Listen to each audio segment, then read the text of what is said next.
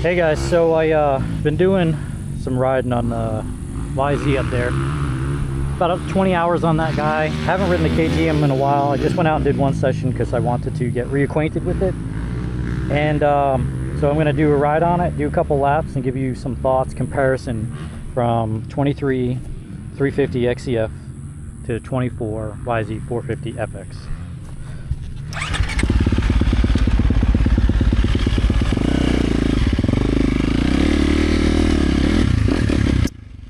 Alright guys, I'm gonna do a little voiceover as I do a couple laps, and then I'll give you like a lap or half a lap or something with no voiceover so you can hear the bike. But haven't been on the KTM, as I stated, in a while, so it was good to get back on it.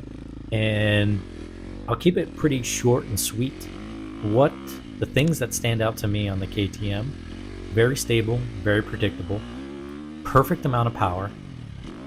The ECU probably helps with this, right? That the broad power band and just super linear power. It's been a long time since I've ridden without the ECU, so unfortunately I can't say stock for stock. But the way this bike is set up, that's how I feel. With that stability of the bike, it also makes it feel just slightly heavier turn-in, right? With that initial part of your turn-in.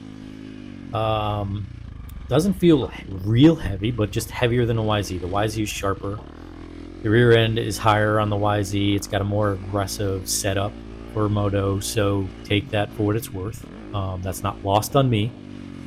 But that also leads me to having more confidence on the KTM. I really think this bike 350 package is just perfect. I mean, if you look at all the reviews on these bikes, the 350s, it's pretty much a common theme, right? Everybody's saying perfect bike, perfect vet bike. And I'm here to tell you I can't disagree. If I had to pick one bike, this would be it. It would be the 350 because I don't have to pick the bike. I'm fortunate enough to have both. I will tell you I thoroughly enjoy the YZ, and if you're kind of in between, you want a little more power, or if you want to do more of the all-around bike, then maybe I would have to go with the YZ. And I say that because I feel like even though I'm just as fast on the KTM around the motocross track, the YZ feels more like a moto bike, where the KTM is really at home, what I set it up for, right? Makes sense. In the woods, doing hair scrambles, doing enduros. The YZ just feels a little rigid.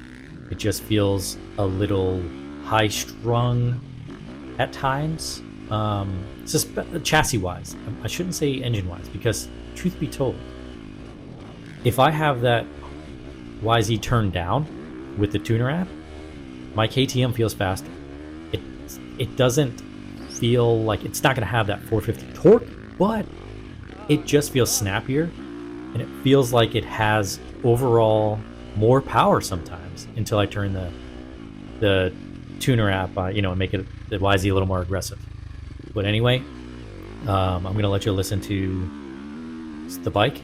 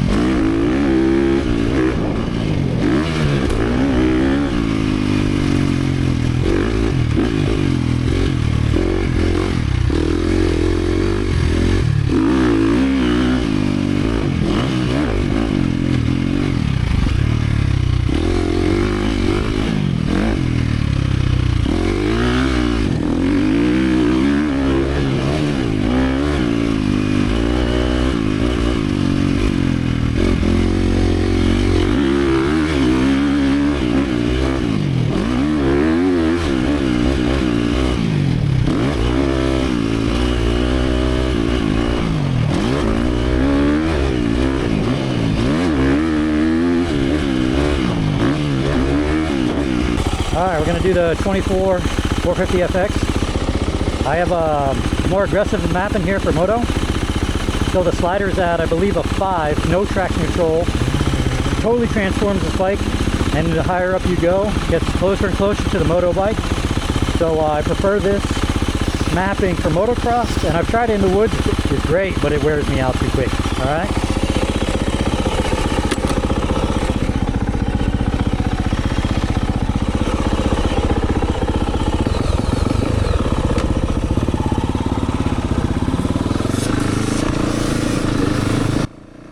Alright, so now let's talk about the YZ.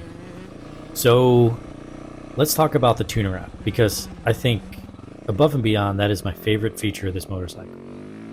I think it's pretty amazing that I can turn this thing down to feel less aggressive than my 350, where it does make it feel a little sluggish at times, where the throttle response is almost like a little delayed. But that's, you know, going to smooth power, turning traction control on, you can really make this bike pretty docile for a 450. Gotta be honest. Then you turn it up, like the first couple of laps, like what you're watching right now. I have the tuner app. Despite what I said in the video, it's actually turned down right now, and I realized that as I switched the maps around. But it, yeah, it just felt kind of sluggish at this point. Then I'll figure out, and you'll see, I turn that blue light off, and then I'm in the aggressive map, which is slider bar to 5, no traction control. And it makes this bike come alive, and it's really snappy.